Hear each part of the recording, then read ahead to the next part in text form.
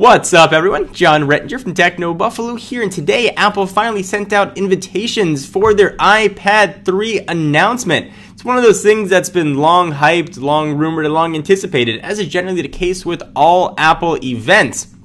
What we're going to see is still a mystery, but we've got some very strong indications of what the folks from Cupertino are going to announce. So I thought it would be a great time to run through all those rumors, and it can tell you what you can expect as you decide whether or not you want to pick up an iPad 3. Let's go ahead and get started. So the first thing, it's an iPad, it's a giant screen, so let's go ahead and start there. Seems to be a foregone conclusion we are going to have a Retina display in the new iPad 3. Mac Rumors and later iFixit got their hands on one of the presumed panels, and we've got double the resolution. So we are going to have a screen resolution of 248 by 1536. So a really high definition screen, and I believe the highest definition screen currently on a tablet. On a processor standpoint, what's going to give that screen all of its power? We are going to see quad core. Not sure if it's going to be called A6 or A5X.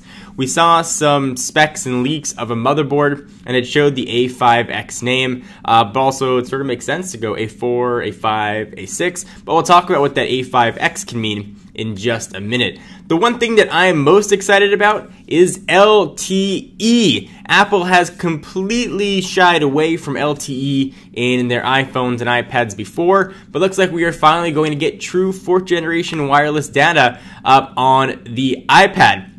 Presumably that's going to come in Verizon and AT&T flavors.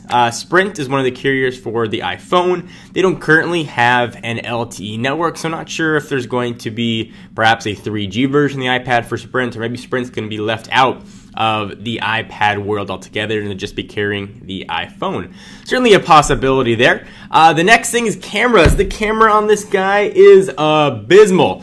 We are hopefully going to see an upgrade to an 8 megapixel sensor, probably built by Sony, the same manufacturer who put the camera in the iPhone 4S. So you'll be able to take better pictures, and that'll be 8 megapixel sensor on the back.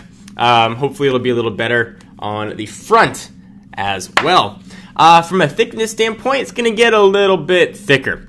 The folks at Mac Rumors had a chance to get some hands on what they thought might be the outside casing of the iPad 3, and they saw that it went from the iPad 2's thickness of 86.9 millimeters to 95 millimeters, so a little bit thicker, nothing that you might notice right off the bat, but a little bit on the thicker side, and hopefully that'll be able to accommodate the extra radios and a little bit of a bigger battery.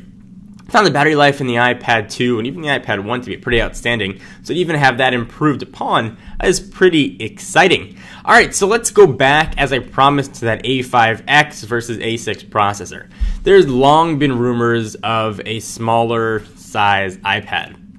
In fact, in Walter Isaacson's biography on Steve Jobs, they talked about launching the original iPad and how they tried a whole bunch of different sizes, finally settling on that 9.7 inch screen. Supposedly with Steve Jobs said he didn't want a smaller iPad to be released. Possibly Tim Cook has disagreed, and we may see two versions of the iPad launch, perhaps one with a overclocked A5 processor, the A5X that might be on an iPad mini with, we're hearing rumors of an 8-inch screen, and then a true quad-core tablet in the A6, being the successor to the iPad line, the iPad 3. What do you guys think? Do you think we're going to see two tablets? Let's say it seems like a 30% chance that we might actually see another generation iPad. Also, we're hearing rumors that we might get a new Apple TV. Not the Apple TV, the Apple branded television set, but that little black box Apple TV that might do some new stuff.